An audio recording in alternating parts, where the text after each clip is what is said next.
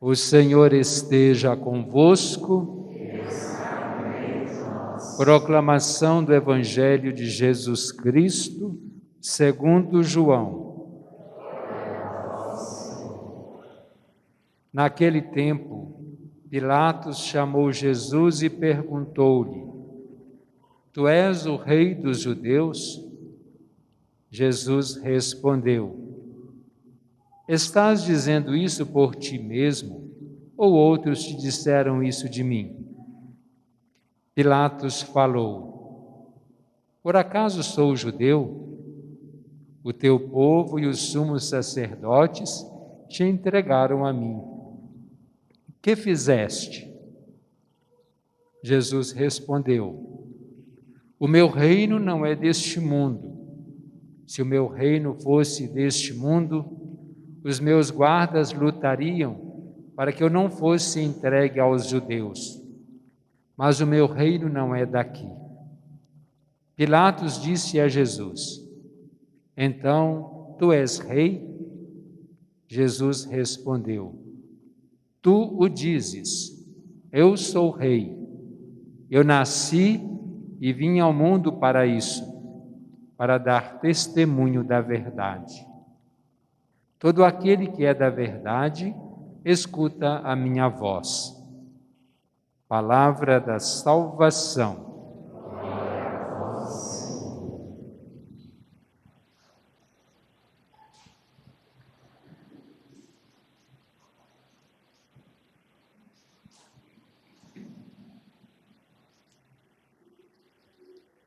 Como disse no início, e também as partes iniciais da liturgia, os ritos iniciais, nos mostram que hoje nós celebramos a solenidade de Cristo Rei. Quando nós fazemos uma coisa com resultado positivo, que nós dizemos com sucesso, às vezes a gente fala assim, a gente está coroando todo o nosso trabalho com isso ou por isso, e é um resultado que nos agrada. Não é que Jesus tenha superado apenas toda uma trajetória e depois fosse reconhecida a sua passagem por aqui. Jesus sempre foi, é e será o Rei do Universo. Mas na nossa concepção, então nós imaginamos Jesus sendo coroado Rei do Universo.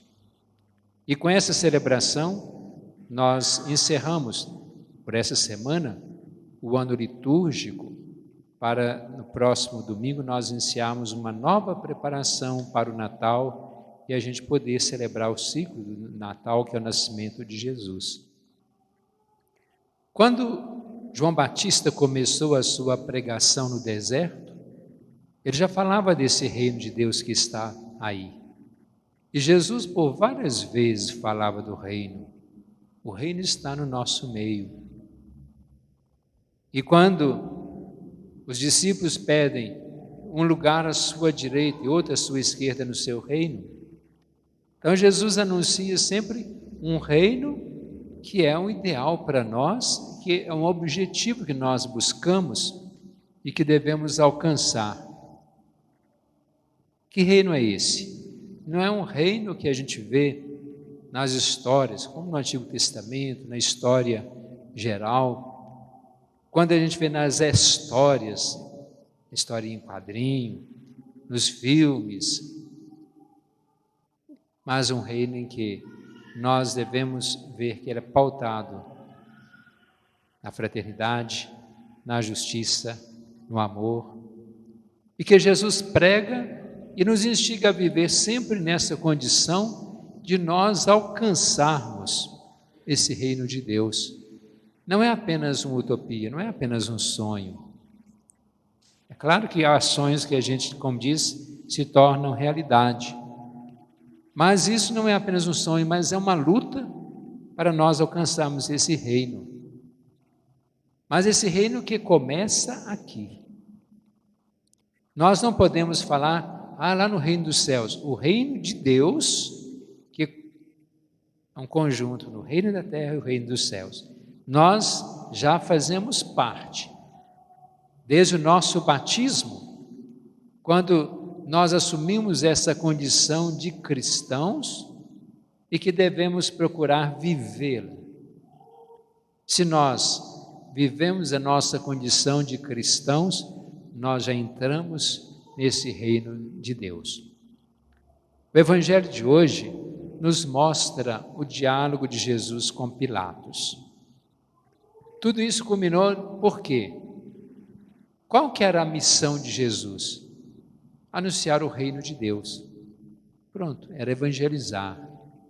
E como ele pregava, ele ficava rodeado de pessoas, de multidões.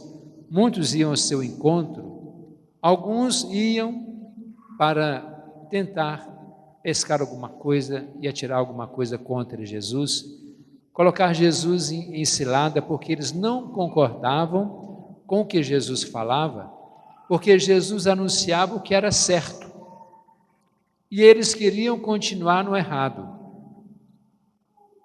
E quando Jesus entra em Jerusalém, festivamente, solenemente, que nós celebramos domingo de Ramos, qual que é a atitude do povo?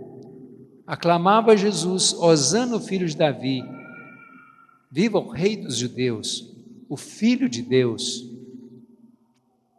Porque Jesus, ele não tinha um partido político, ele não veio para isso, para assumir uma política partidária, mas Jesus é político, sim, porque ele pregava o bem-estar do povo. E não basta pregar, é preciso a gente transformar a sociedade. E se Jesus pregava o bem-estar, favorecer os necessitados, sair do pecado e poder servir ao menor, isso é um ato político, não sendo, repito, uma política partidária apenas para comprar votos. Mas no pensar do povo, Jesus precisava assumir essa condição, porque já não aguentavam mais a opressão das autoridades, daqueles poderosos, do rei, do imperador César. Porque era uma imposição quando pegavam o dinheiro, os impostos, quando havia violência, havia perseguição, e Jesus veio com uma ideia nova de uma transformação. Então era esse que eles estavam esperando, eles esperavam, mas Jesus não era esse que veio para esta missão. Ele veio transformar a sociedade, sim, mas não para assumir um reino temporal, um reino material. Porque nós imaginamos um reino em que tem uma expansão territorial, um reino que haja dinheiro, um reino que haja poder, um reino que o seu rei naturalmente tem todas as regalias, um trono de ouro, coroa de ouro, cetro de ouro, criados à vontade para o servir. Jesus não veio para isso. Até na zombaria colocaram um manto vermelho em Jesus, depois de ele já sendo despido. Colocaram uma coroa de quê? De espinhos, não de ouro. Um cetro seria de ouro, colocaram uma cana. O trono é a cruz. Mas para nós participarmos desse reino, nós precisamos assumir a nossa cruz também. Para a nossa salvação, é necessário passarmos pela cruz. Não é que nós vamos ser crucificados literalmente como Jesus. Pode até acontecer como muitos foram. Mas não é isso que Jesus cobra de nós, mas a cruz de cada dia, da nossa luta, do nosso esforço, da nossa vivência, isso tudo para merecer segui-lo, porque senão não somos merecedores. E quando Jesus fala desse reino, muitos compreenderam, dando que seguir até o fim. Aí, aquelas autoridades que temiam o que o povo estava pedindo, estavam armando ciladas, estavam fazendo armadilhas contra Jesus. Mas tinham medo do povo, porque o povo era a maioria. se houvesse uma invasão do povo nos seus lugares de trabalho, então eles seriam massacrados pela massa. E como fazer? Precisava ter o povo na mão, aquela consciência de massa, o que fizer o povo obedece. Jesus fazia não para ter o povo na mão, mas como conscientização. E como Jesus entra em Jerusalém sendo aclamado rei, se foi exatamente nesse período, de domingo até sexta-feira santa que nós celebramos, foram poucos dias em que as autoridades conseguiram fazer a cabeça do povo. E quando Jesus é levado ao tribunal, Pilatos, Herodes, Anás, Caifás, ele era condenado a pedido do povo, mas insuflado pelas autoridades, por quê? Ele dizia ser filho de Deus, isso é uma blasfêmia. Ele dizia ser rei dos judeus, não temos outro rei a não ser César. Será que César se converteu em 5 dias? Se tornou um homem bom, poderoso, no sentido de fazer o bem? Quem é que consegue fazer isso? E que pudesse todo o povo que antes não queria mais César, agora já não tem outro rei a não ser César? Como poderia acontecer isso? E no diálogo de Jesus com Pilatos, Pilatos lhe pergunta: tu és rei? E Jesus não responde de primeira. Ele pergunta assim: você diz isso por si mesmo ou que outros disseram isso de mim? Mas certamente foram os judeus que disseram a Pilatos. E ele na pergunta: por acaso sou judeu? O seu povo é que entregou a mim. Mas Jesus, ele coloca: o meu reino não é deste mundo. Se fosse, eu mandaria meus guardas lutarem a meu favor. Será que qualquer guarda iria vencer as guardas de Jesus se ele tivesse esse reino material? Certamente não. O meu reino não é deste mundo. Eu vim para anunciar, é para isso que eu vim, anunciar a verdade. E numa segunda pergunta, quando Pilatos fala: tu és rei, tu o dizes, eu sou rei. Pronto. Ele não negou, ele não foi com meias palavras. A resposta ele já deu pela própria pergunta: tu o dizes. E ele confirma: eu sou o rei. Mas como disse antes, e é o próprio Jesus, é um reino de amor, de fraternidade, de paz, em que não deve haver injustiça, corrupção. E se Jesus veio para isso naquela época, condenando todo tipo de erro, ainda não entendemos a sua mensagem direito, porque tudo o que existia na época continua hoje. Quanta injustiça, quanta discriminação, seja pela cor, pela condição social, uns querendo mais. Que reino é este? Em que nós vemos uns lutando para o seu bem-estar, pisando os outros. Não era diferente daquela época não, e continua a mesma coisa, não mudou não.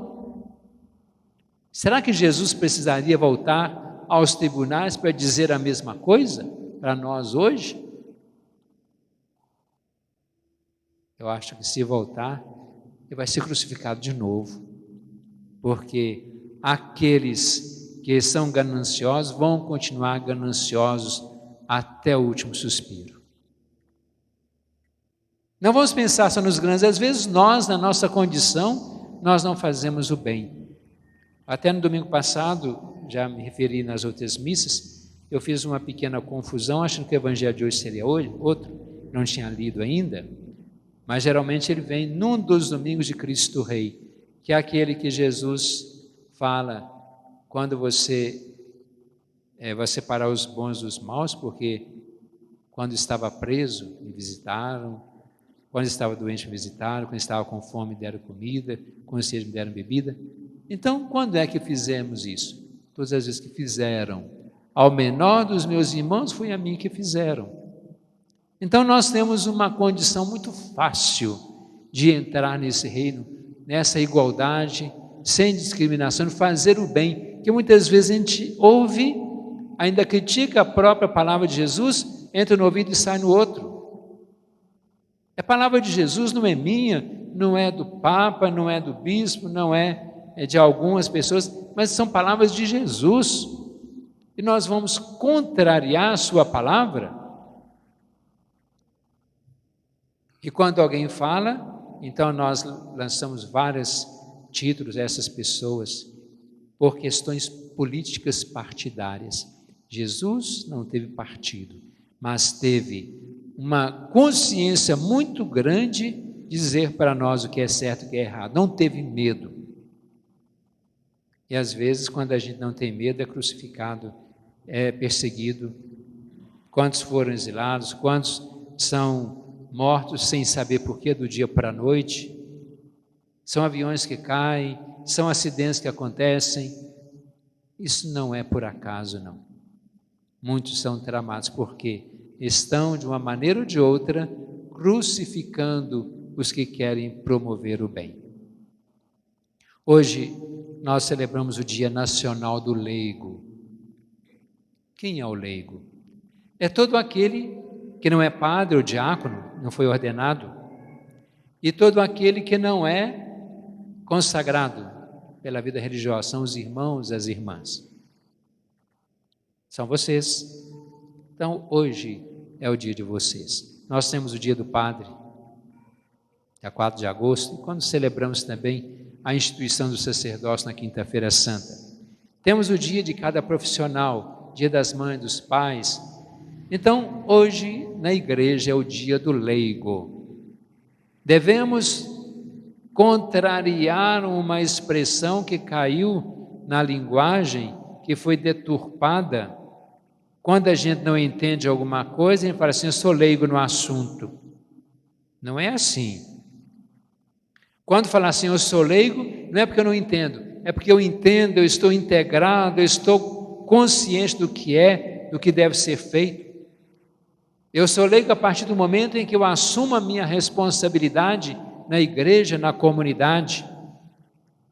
Infelizmente, são expressões, algumas entraram na igreja e outros saíram da igreja com ideias diferentes. Porque antigamente a missa era em latim, só o padre que entendia a missa, então o leigo não entendia nada, como alguns até dizem, isso para mim é missa. Bom, a missa eu tenho que entender, eu sendo leigo eu tenho que entender. Então é preciso que a gente tome conhecimento do papel da gente, da função, do compromisso que nós assumimos no nosso batismo, quer como leigos, como padre. E assim, quando nós assumimos esse compromisso, nós todos somos igreja, a gente percebe que a igreja cresce. A igreja não é formada por padres, bispos e papa, não. A igreja pode até ficar sem papa, por algum tempo, é claro. Pode ficar sem bispo, pode ficar sem padre, mas sem leigo não pode. Não pode. Em quantas comunidades por aí, vamos dizer, no Brasil, lá na Amazônia, tem lugar que fica 3 anos, 4 anos sem ter um padre, por falta de padre, e as comunidades estão vivas, atuantes. Vejam que quando a pessoa quer, ela faz.